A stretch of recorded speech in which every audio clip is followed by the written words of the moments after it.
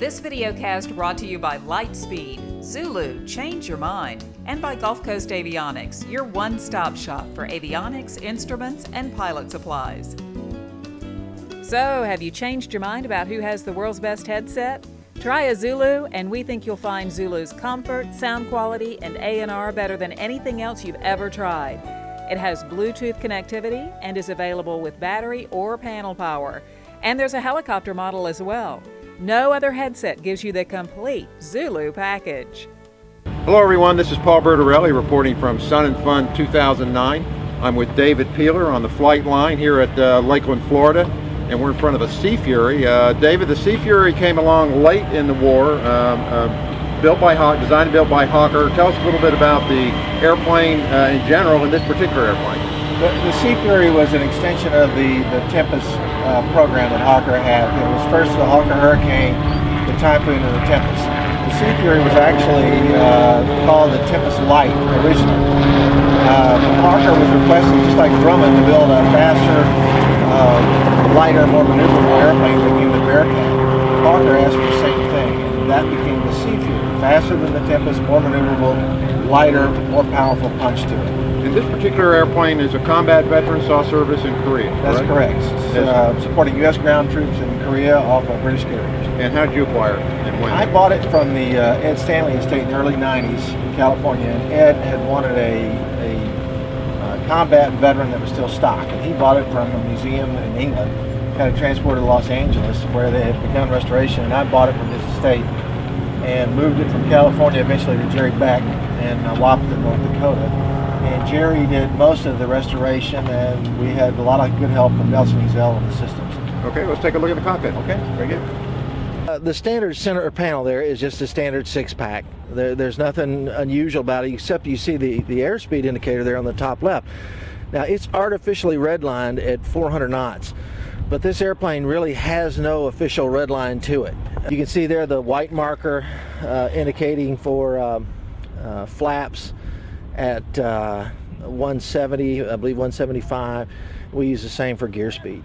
It's relatively tough to get this airplane slowed down to gear speed, so that's why we like to do the initial overhead approach, put G on it as we come around the corner and get it to gear speed.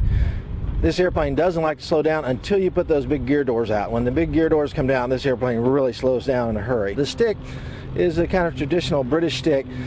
This one is missing the weapons control. Well, the red button on this one is for our radio, our comm. Now the real Sea Fury would have a plastic selector box here that when open would charge or arm the guns, and they could either select guns, rockets, or bombs. About engine controls. Throttle quadrant was kind of neat. You can see this throttle is much like a boat throttle, and the Hawker designers were pretty clever. Generally, the way this airplane operated, they had the throttle, the traditional throttle, and what they did for the propeller control, they had basically one control for automatic, where pilots used the maximum RPM for takeoff and for dogfighting. After that, they slipped it back to an intermediate automatic position. The throttle, as you can see, rotates clockwise and counterclockwise, and that was for the gun sight, which would have been up here, and that'll allow them to range the reticle from this point right here. The undercarriage or landing gear, you see, is right there, and they've put it somewhat out of the way so that you couldn't inadvertently grab it. It also has a locking or safety switch above. So to move the gear control, you'll have to unlatch the safety control, then put the gear handle down, so that in case you get excited, you're not going to inadvertently raise or lower the gear. Flap control over on the left. Takeoff flaps is the first position. There's takeoff, max lift, and then full down. The takeoff position can be virtually selected from any airspeed. Max lift and full down from 175 knots.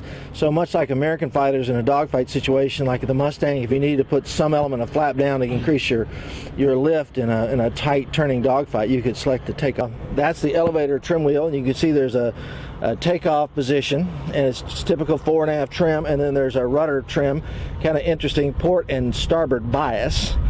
Kind of typical engine instruments, although this one is Americanized because we have a Wright engine instead of the original Bristol Centaurus.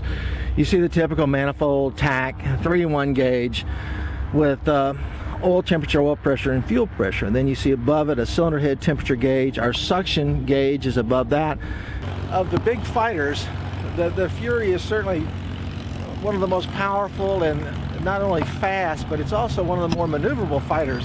In the air, it's a delight. It's a virtual three-finger airplane in pitch and roll and in rudder. Very light on the controls. Of all the fighters that you see today that are the air shows, say the Mustangs and the Corsairs, the Fury is just a naturally, because it's a later generation fighter, it's just a naturally faster fighter. Its loafing or just normal cruising speed is about 20 or 30 knots faster than all those airplanes. The Fury, one of the very first comments you hear when a guy gets in it, is an intimidating airplane. You sit way up, and forward visibility, like in all fighters, is very poor. The Sea Fury probably even more intimidating because it sits at a really high angle of attack. The Fury, for all its beauty in the air, its ground handling is not so great. It's relatively tough ground handling, not terrible, but certainly demanding, because when this airplane, when the tail settles, you landed it normally in a wheel landing, tail wheel low wheel landing. When the horizontal settles below the wing, it blanks the tail, and so it has very little rudder authority at all once the tail goes down. Crosswinds are not its forte, so you have to be very careful with crosswinds.